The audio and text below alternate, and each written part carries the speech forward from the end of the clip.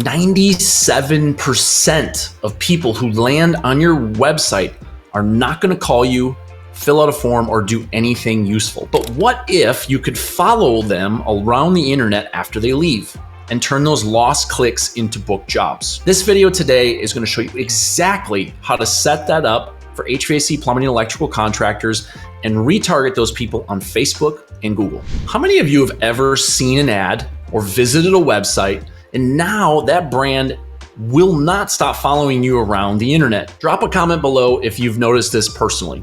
I know this happens to me all the time.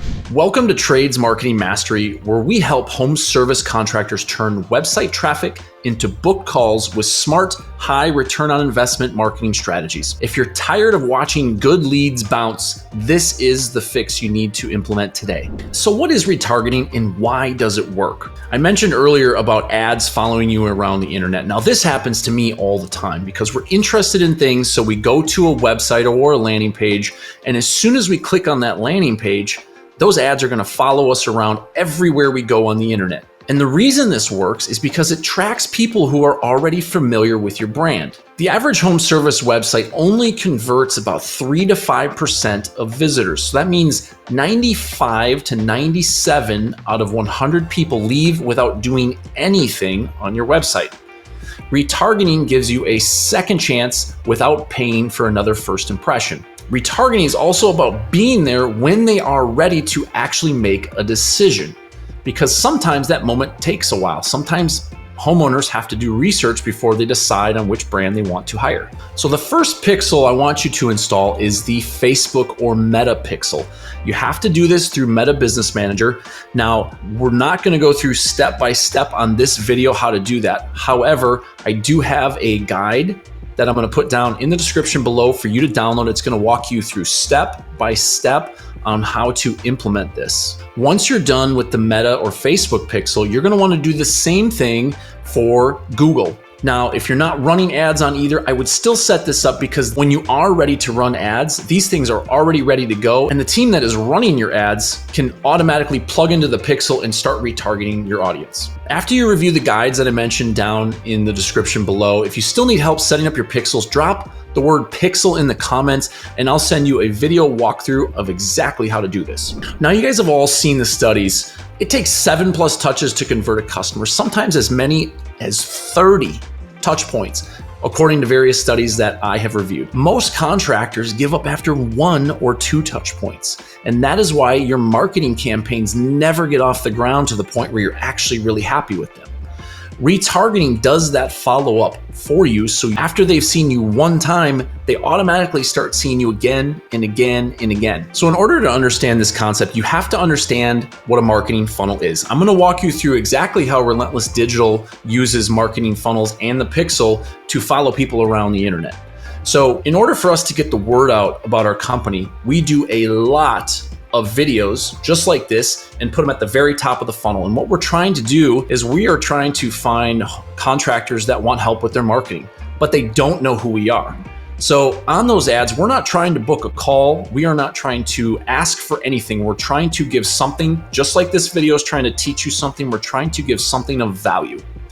Now, once somebody interacts with our video ads and they watch at least 15 seconds of those ads, we're going to retarget them. And we're going to give them something else that's relevant, something else that's valuable. And we usually do this in the form of lead magnets or checklists or other things like videos like this that get a little deeper down the funnel. That's typically the middle of the funnel, because we're still trying to warm up that cold audience and get them to know, like, and trust us before we ask for the appointment. And then lastly, the bottom of the funnel is this is where we're going to weed out people that are not good fits for our business, and we're going to ask for the sale, we're going to ask for the appointment. So now I'm going to give you a couple examples of what this looks like for an HVAC company. So if you're creating content, you can do the same thing. You want to warm up your audience with something that gets them to know who you are or what things you offer, or maybe why are you the best fit to be hired for AC repair or whatever the service is that you're selling. Once they've interacted with some form of content or your website,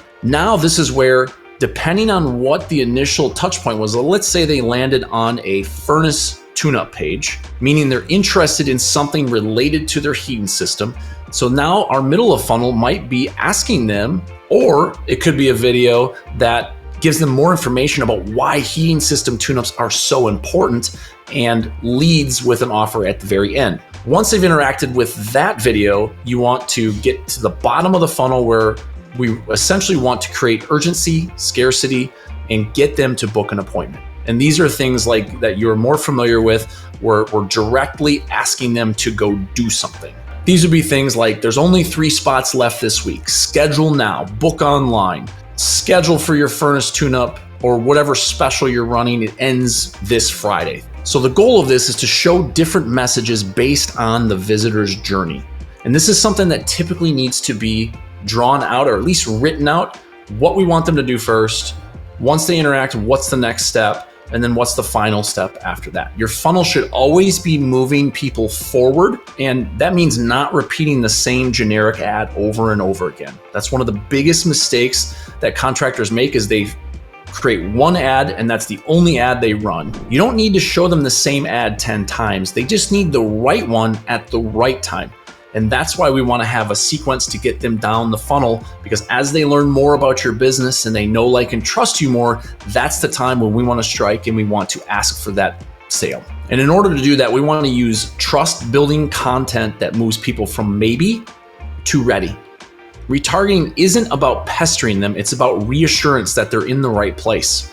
The second or third ad that they see should give them some confidence in your reputation, potentially with some social proof or video testimonials of the great work that you do in your community, a clear reason why they should act now, and a visual reminder of what they wanted when they first clicked on your initial ad. Here's a few different types of creatives that really convert well. Testimonials from real customers. So real quotes with names and photos, ideally with them maybe in front of a yard sign or your truck. Before and after photos and why your solution is the best fit. Offer reminders, and this is where we really want to get into creating urgency and scarcity. We don't want to just allow this offer to go on forever. That's why you see around Black Friday time, they always have a time-sensitive offer, so people actually have to make a decision quickly and not in 3 months. And then trust and guarantee ads. So if you are Google guaranteed, maybe you're Yelp guaranteed, you've won some awards in your neighborhood, maybe you're A+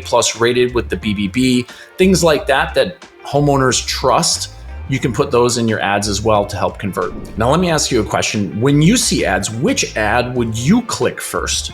A testimonial, a discount for a product or service, or a before and after photo that caught your attention? Put your choice down in the comments below. Don't let your best leads disappear into the internet void.